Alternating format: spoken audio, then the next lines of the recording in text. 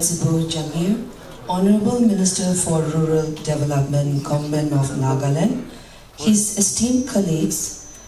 On behalf of the FONSESA, Federation of Nagaland State Engineering Service Associations, I welcome our special guest, Shri Mutsupu Jamir, Honorable Minister for Rural Development, Government of Nagaland, and his esteemed colleagues, Shri Kasho Sangtam, Honorable Minister, Soil and Water Conservation, Geology and Mining, and Engineer Zale Nika, Honorable Advisor, Sports and Youth Resources.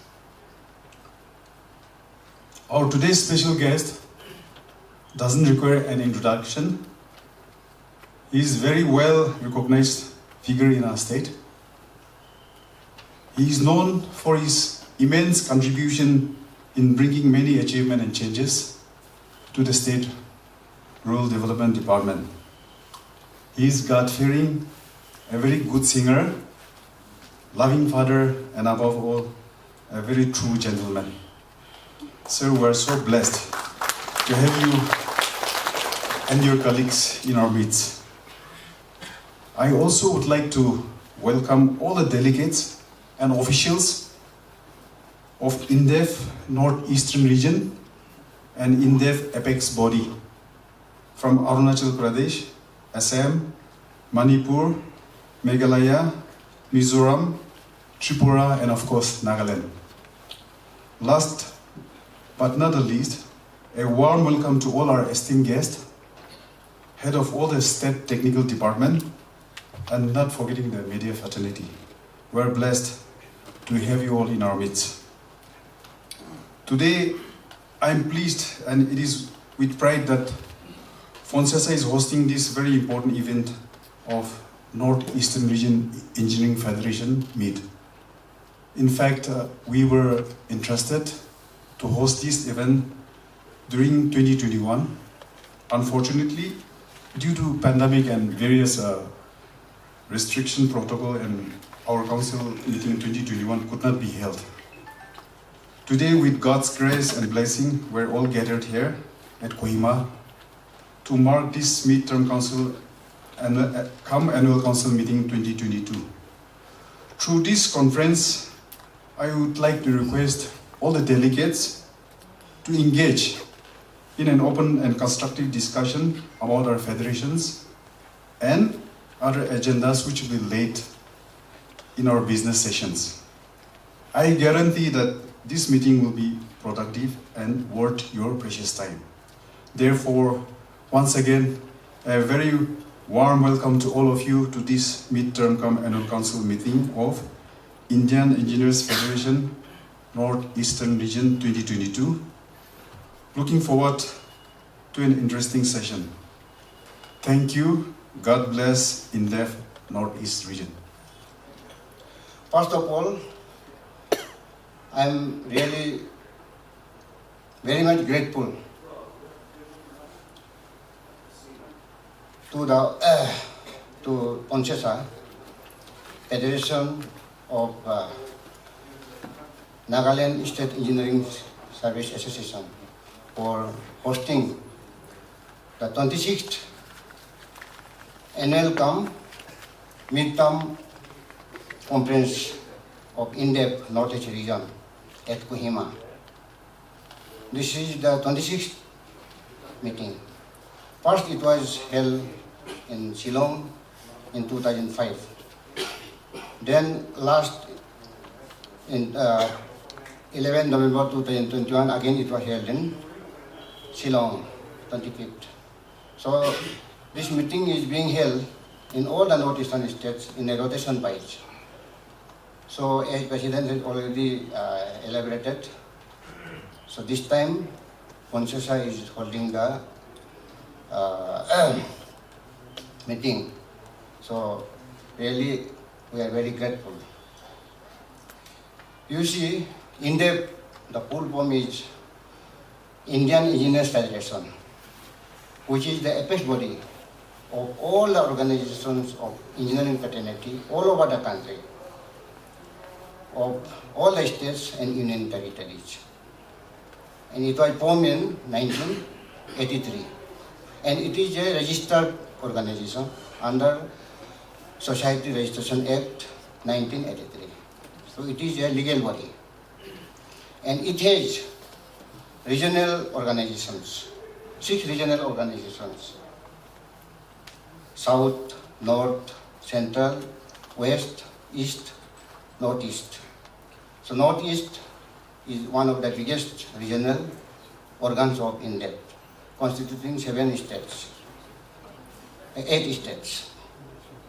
So like that, the aim and objective of INDEF is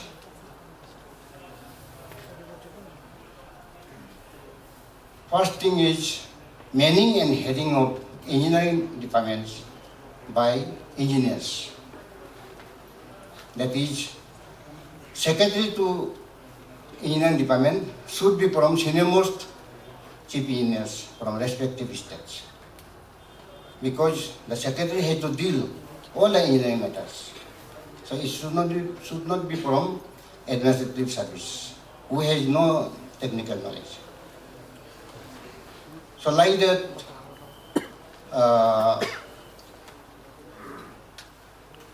engineer-in-chief should be the technical head in all the engineering departments where there are many zones under various chief engineers, because he has to converge the technical matters, DPR preparations, estimates, then forwarding to the government. So for that, there should be engineer chief in all the engineering departments. It is as per CPW manual also. And of course, most of the states are having that too, but not in all the departments. Say, for example, in Nagaland, 2 departments are having engineering-in-chief, PWD and FAR, but other departments, they don't have. So there also, there should be engineering-in-chief. Now, our secretary also, Northeast states where there is no secretary, engineering secretary, it should be. And he will be the head, of administrative head. Not, but technical head will be the engineering-in-chief. The engineer-in-chief will be the responsible for timely completion, quality, control of all the works.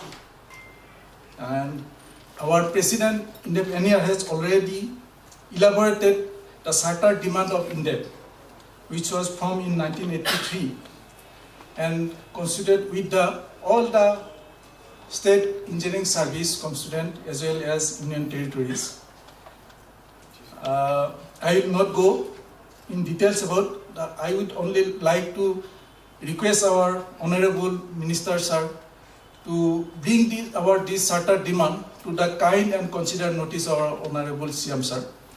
These are heating and manning our technical department by technocrats, removing disparity in service condition with the civil services, establish an engineering commission to mandate and formulate the service condition and the service quality for engineers and empowering engineers. This midterm council meeting, annual council meeting, carries its significance in 2 ways. Firstly, all the 7 state delegates from all the 7 states bearing Sikkim is present here. I would like to request Engineer Puratupe sir and our Secretary General Diganta Soike also to start a communicating channel with Sikkim so that Sikkim can be again brought to our fold. I hope the discussion and deliberation in the coming business session will be meaningful and fruitful for advancement of our engineering career service route, particularly in government sector. Secondly, this meeting here in Kohima after a long spell of 10 years. I remember in the year 2012, it was held in Dimapur by Sonsai sir. So we are very honored and privileged. This time Sonsai has accepted our request to come forward and take the pain and responsibility to hold this meeting. In a quick notice, so we are very happy that the Sonsai has discharged its duties extremely well. So kudos to Sonsai. This type of meeting also serve in bridging the communication gap among the constituent states to the large extent and promote brotherhood and fraternity feelings. It is learned that the INDEF is an apex body of conglomeration of engineers which contributes nearly 2 lakh employees to the state's central and private sector services. An impressive number. Nonetheless, we should also account for those who are self-employed engineers and equally contributing to nation-building processes in their own capacities that make our great nation move ahead and keep pace with all the developed nations. You, my dear engineers, should know that through your selfless and brilliant minds, our country is forging ahead of the so-called developed nations technologically. Our great nation acknowledges your contribution. In matter to the disparity in service matters, every state has its rules of executive business, and each state has to look after its own service matters separately. So I will allow me not to indulge in that line of your demands. However, your state-wise representations can be presented to your state government separately. In case of Francesa, in case there is disparity or requirements that need to be changed, I assure you of my support. Last evening I checked Google on the word engineer. It said, a person who designs, builds or maintains engines, machines or structures, who controls an engine, who designs and builds an engine, a person skillfully arranged for something to occur. But I logically concluded that engineers form the basis of all technological activities, and through your intellect and experience, it is the genesis, the core, for all inventions and innovative developments that has propelled the world towards technological advances of which we, the present generation, enjoy. Your continuous contribution to make life better for the world is well recognized and appreciated by one and all. Being a politician and a layman and having to stand here on behalf of none other than our Honorable Chief Minister, I admit I had to plagiarize on some of the Google's unlimited contribution to literally everything. So in my discourse, I shall refer to many issues that are universally available on the social media. I hope it does envelop everything of what I want to say. In this modern world, it is impossible to imagine a life without the machines, systems and gadgets that has become a part and parcel of our daily life. We take all this for granted, but all this would not be here to assist us had it not been for you all who design and produce them. Engineers directly contribute to the well-being of society and individuals that make up that society. You all work primarily in innovation, either designing a brand new product or improving an existing one. These engineering innovations go on to make our lives easier, more comfortable, or productive. The roads and the cars we travel on, from household items to computers, it is hard to imagine a life without a cell phone that makes communication so easy that information and ideas are seamlessly transferred, affecting our lives.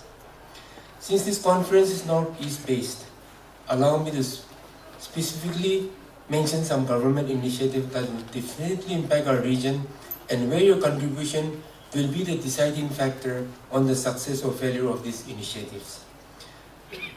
The India's Act Look East policies places the northeastern states on the territorial frontier of India's eastward progress.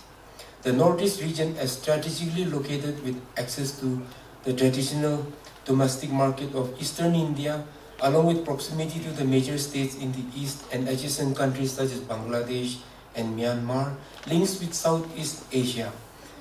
With Association of Southeast Asian Nations engagement becoming a central pillar of India's foreign policy direction, Northeast states and you engineers will play an important role on the physical bridge between India and the Southeast Asian countries. The Northeast has immense natural resources, accounting for around 34% of the country's water resources and almost 40% of the hydropower potential that can propel our nation towards prosperity and progress. The announcement by our Honorable India's Finance Minister for the execution of several rail, road air connectivity projects worth rupees 1,34,000 crores to the northeast, whose main objectives of these projects will help in bringing the rest of India closer to the northeast and vice versa. Rail, road and air connectivity, 4,000 kilometers of roads, 20 railway projects for 2,011 kilometers and 15 air connectivity projects which are being proposed will all has to come under your responsibilities. These are works that will not be implemented by laymen. National waterways on the Ganges, Brahmaputra and the Barak Valley are under developments to provide better connectivity. This also will come under your responsibility. As the cost of travel through water is the least when compared to air, road and rail networks, the riverine systems of India and Bangladesh can be leveraged for all types of transportation. Western waterways connectivity with Southeast Asian countries will also remain an area of focus on transportation. In particular, to the Northeast region, we are in a central point of development and progress. However, we lack in so many essential developmental activities. This is further compounded by our topography and our climate, which are impediments to progress, which require special methods and inputs, which has to be devised by northeastern-based engineers, which require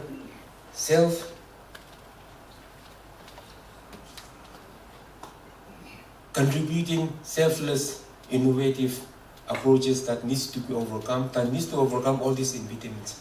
We are isolated, our topography cannot assist us in speedy progress. Our climatic conditions do not allow us to work 12 months a year.